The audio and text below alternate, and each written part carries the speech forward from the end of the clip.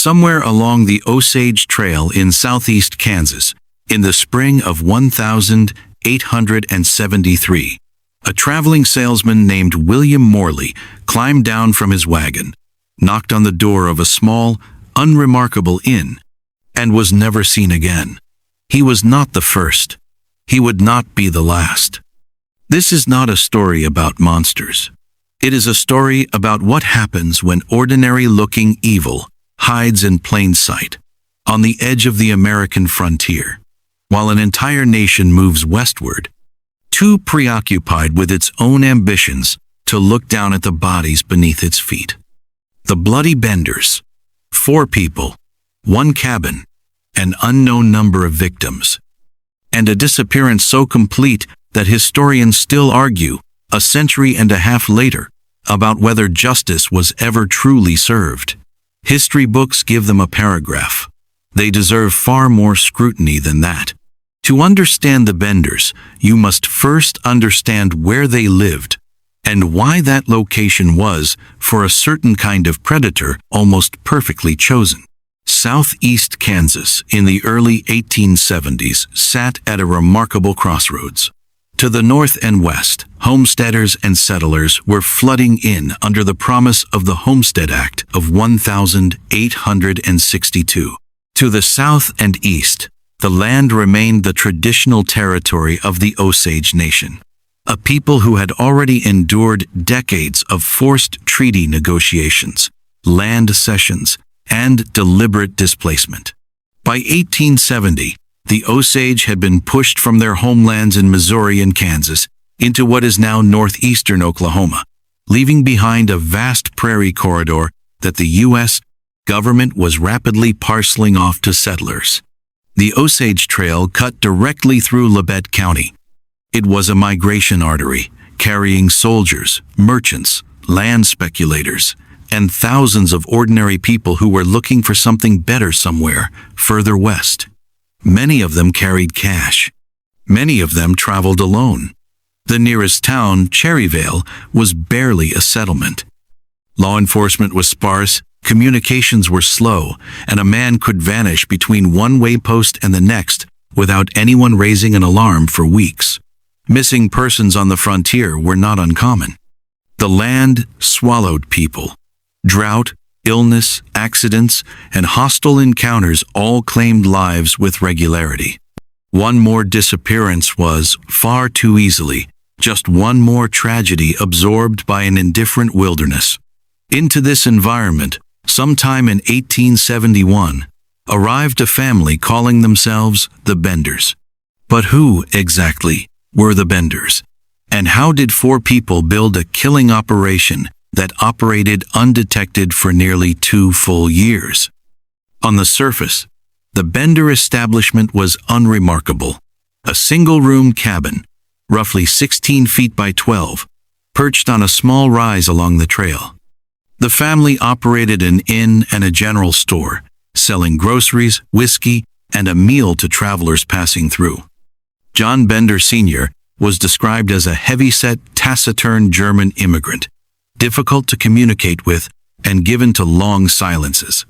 His wife, referred to in records simply as Ma Bender, was older, sharp-eyed, and reportedly formidable in ways that made visitors uneasy without being able to say precisely why. Their son, John Jr., was in his mid-20s, friendly enough on the surface, known to laugh loudly and speak in broken English, with an accent that swung between German and something else harder to identify. Witnesses later recalled a nervous energy about him, a quality of watching without appearing to watch. And then there was Kate. Kate Bender, approximately 23 years old, was by every contemporary account a commanding presence. She spoke fluent English, distributed hand-printed flyers, advertising herself as a spiritual healer and medium, and reportedly held public seances in the area. She was charming where her family was reserved, articulate where they were clumsy with language.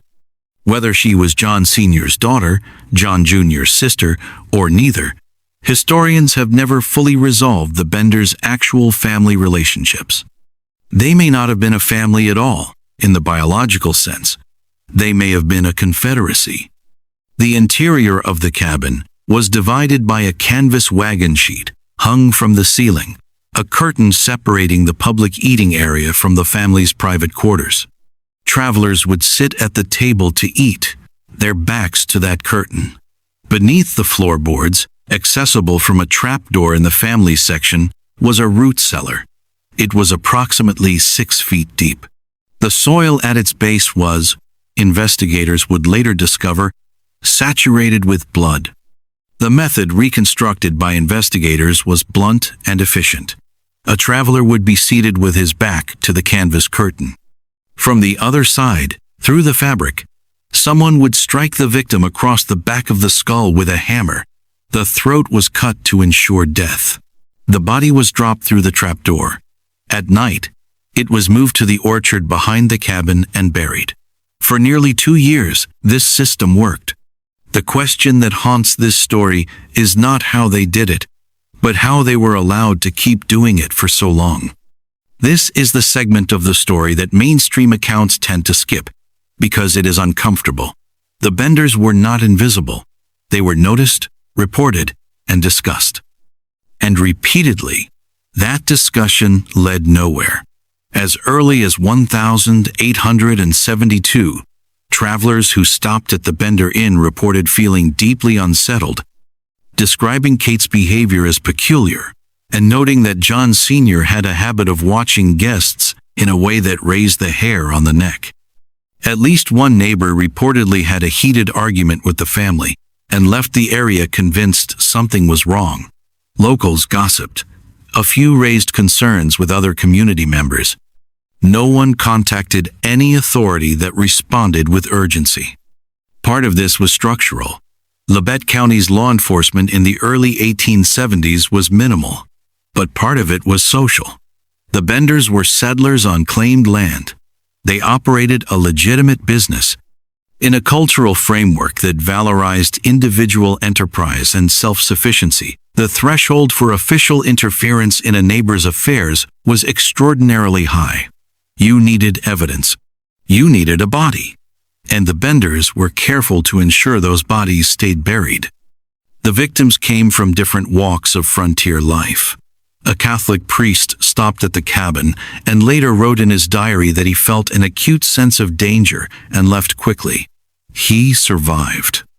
Others were not as instinctive.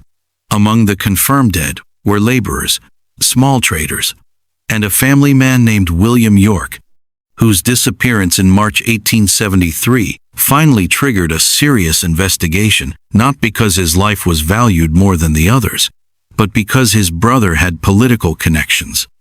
Privilege, then as now, determined whose disappearance received a response, and when that response finally came, the Benders were gone, vanished, as completely as their victims.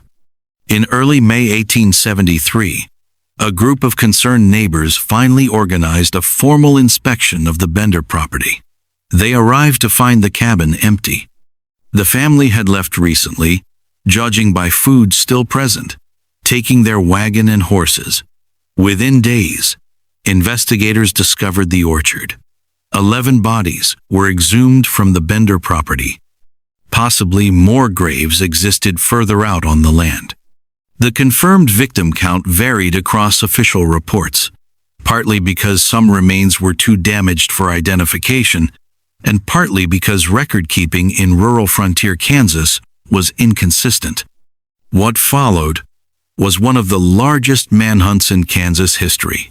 Reported sightings flooded in from multiple regions.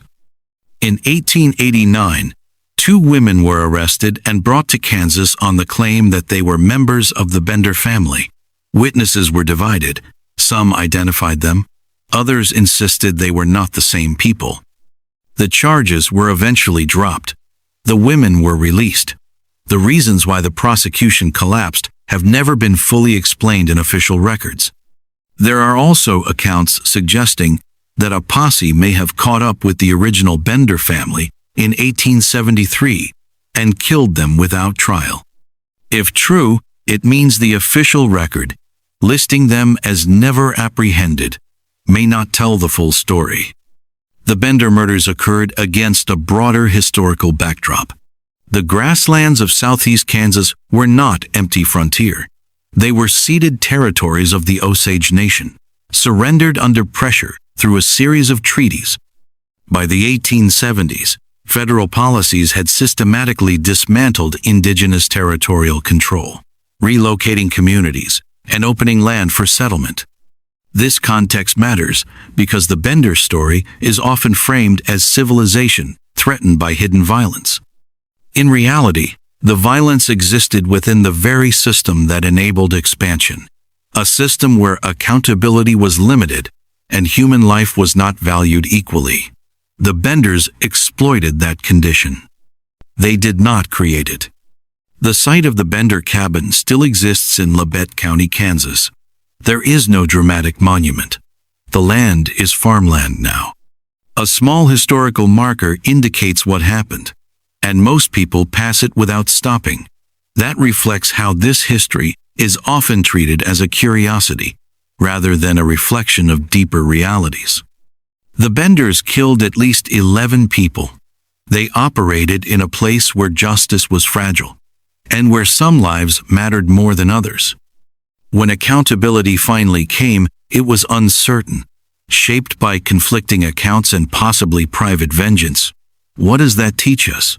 That justice requires functioning systems, communities that act, and a culture that values every life equally.